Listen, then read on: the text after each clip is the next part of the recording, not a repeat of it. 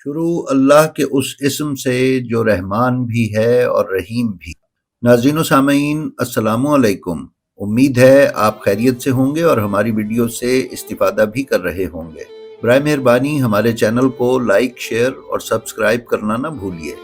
ناظرین، متحدہ ہندوستان یعنی تقسیم سے پہلے کے ہندوستان میں ریاست اودھ اور خصوصی طور پر اس کا دارالحکومت لکھنؤ شیعت کا مرکز تھا۔ نوابین لکھنؤ کی شیعت کے لیے وہ خدمات ہیں جو قیامت تک بھی بھلائی نہیں جا سکتی۔ آج ہندوستان اور پاکستان میں امام بارگاہوں اور جلوسوں کی صورت میں جس عزاداری کو ہم دیکھتے ہیں، اس عزاداری کی داغ بیل ڈالنے والے نوابین لکھنؤ ہی ہیں۔ سلطنت اودھ کے بانی برہان الملک سعادت علی خان تھے، جو امام موسیٰ کاظم علیہ السلام کی نسل میں سے تھے اور مغلیہ سلطنت کی طرف سے اودھ کے علاقے پر گورنر مقرر کیے گئے تھے۔ ان سے یہ حکومت شجاع الدولہ کو منتقل ہوئی اور پھر شجاع الدولہ سے آصف الدولہ کو۔ نواب آصف الدولہ نے سلطنت اودھ کے دارالحکومت کو فیض آباد سے لکھنؤ منتقل کیا اور نئے شہر کی داغ بیل ڈالی، اور پھر لکھنؤ اپنے امام بارگاہوں اور مقدس مقامات کی وجہ سے شیعت کا مرکز قرار پایا۔ مجالس عزا اور جلوسوں کا انعقاد لکھنؤ میں جا بجا ہونے لگا۔ نوابین اور عوام میں مجالس اور جلوس عزاداری کا سلسلہ بڑھا تو متعدد امام بارگاہوں اور کربلاؤں کی تعمیر کی گئی، جو اب بھی لکھنؤ کی زینت اور پہچان ہیں۔ ہم اپنے غیر شیعہ ناظرین کی معلومات کے لیے یہ گزارش کر دیں کہ امام بارگاہیں تو وہ مقامات ہیں کہ جن میں مجالس کا انعقاد ہوتا ہے اور عزاداری کے جلوس برآمد کیے جاتے ہیں، اور جہاں پہ یہ جلوس ودا کیے جاتے ہیں یا اختتام پذیر ہوتے ہیں، وہ مقام عراق کی اصل کربلا کی نسبت سے کربلا یا امام بارگاہ کربلا کہلاتے ہیں۔ امام بارگاہوں کے علاوہ لکھنؤ کی جو کربلائیں مشہور ہوئیں، ان میں ایک قدیم ترین کربلا تال کٹورا کے نام سے جانی جاتی ہے۔ ناظرین، تال کٹورا لغت میں اس جگہ کو کہا جاتا ہے جہاں پر بارش کے پانی کا بہت بڑا قدرتی تالاب بن جائے۔ قدیم لکھنؤ کی تاریخ کی چھان پھٹک کی جائے تو شاید اس جگہ پر کسی تالاب کے موجود ہونے کا ذکر بھی مل جائے۔ بہرحال یہ کربلا لکھنؤ شہر کے جنوب مغربی کنارے پر واقع ہے اور شہر کی اہم ترین کربلاؤں میں سے ایک ہے۔ کربلا تال کٹورا عراق میں واقع امام حسین علیہ السلام کے روضہ اقدس سے اپنی مشابہت میں سب سے زیادہ قریب ہے۔ کربلا تال کٹورا، جسے اصلاً میر خدا بخش کی کربلا کہا جاتا تھا، کی تعمیر سے پہلے لکھنؤ شہر میں دو اور کربلائیں موجود تھیں۔ ایک کو خواجہ سرا الماس علی خان نے نواب آصف الدولہ کے دور میں بنوایا تھا، اور دوسری کربلا حاجی مسیطہ کی کربلا تھی جو نواب سعادت علی خان کے دور میں تعمیر کروائی گئی تھی۔ یہ دونوں کربلائیں اب لکھنؤ میں موجود نہیں ہیں، لیکن حاجی مسیطہ کی کربلا کے کھنڈرات کربلا تال کٹورا کے قریب اب بھی دیکھے جا سکتے ہیں۔ ناظرین، میر خدا بخش نے اپنی پیشہ ورانہ خدمات کا آغاز خواجہ سرا آفرین علی خان کی ملازمت سے کیا، جو نواب آصف الدولہ کا درباری اور ان کے کافی قریب تھا۔ مذہب اور دین میں میر خدا بخش کی دلچسپی نے انہیں مولانا سید دلدار علی نقوی کا مرید بنا دیا، جو ایک شیعہ مجتہد اور لکھنؤ میں عزاداری کے ابتدائی مبلغ تھے۔ یہ وہی مولانا سید دلدار علی نقوی ہیں جو غفرہ مآب کے نام سے مشہور ہیں۔ لکھنؤ شہر میں غفرہ مآب کا امام بارگاہ بین الاقوامی سطح پر شام غریبہ کی مجلس کے لیے مشہور ہے۔ یہ مجلس عاشورہ کے روز غروب آفتاب کے بعد رات میں منعقد ہوتی ہے۔ میر خدا بخش بعد میں معتمد الدولہ آغا میر کے قریبی معتمد بھی بن گئے۔ آغا میر غازی الدین حیدر کے اودھ کے پہلے بادشاہ بننے پر ان کے وزیر اعظم بنے۔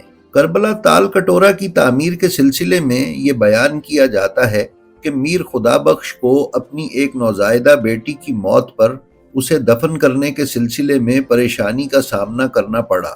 اس بچی کو تو بالآخر انہوں نے الماس علی خان کی کربلا میں دفن کر دیا، لیکن اس کے بعد انہوں نے یہ سوچا کہ وہ ایک ایسی کربلا تعمیر کریں جس میں عام لوگوں کی تدفین بھی کی جا سکے۔ لہٰذا اس مقصد کے لیے انہوں نے کپتان حسن علی سے 30 بیگھہ زمین خریدی اور 13 رجب سن 1817 میں امیر المومنین حضرت علی علیہ السلام کے یوم ولادت پر نواب غازی الدین حیدر کے دور میں اس کا سنگ بنیاد رکھا اور اس کی تعمیر شروع کر دی۔ صادق علی کے زیر نگرانی یہ کربلا 6 ماہ کے اندر مکمل ہو گئی۔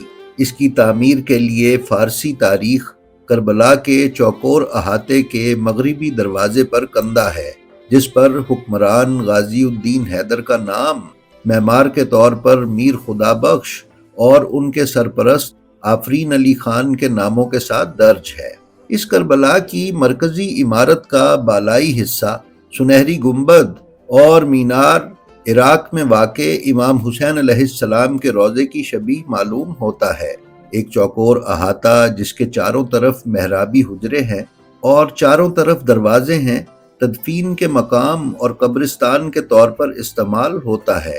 کربلا کی حدود کے دیواروں کے اندرونی حصوں پر بنائے گئے پینلز پر قرآنی آیات کی خطاطی کندہ ہے۔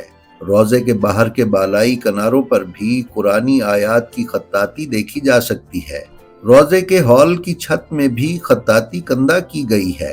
کربلا کے احاطے کے ایک کونے میں ایک خوبصورت اونچا مینار تعمیر کیا گیا ہے جو مؤذن کے اذان دینے کے لیے ہے۔ یہ مینار سمرقند کے مدرسوں کے میناروں کے انداز میں بنایا گیا ہے۔ اسی طرح کا ایک مینار دیانت الدولہ کی مسجد کے ساتھ بھی دیکھا جا سکتا ہے۔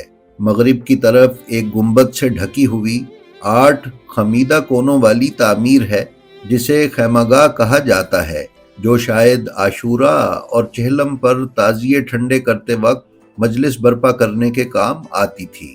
راجہ جی پورم روڈ پر واقع تپولیا یعنی 3 محرابی دروازہ اس کربلا کے مرکزی دروازے کا کام کرتا ہے۔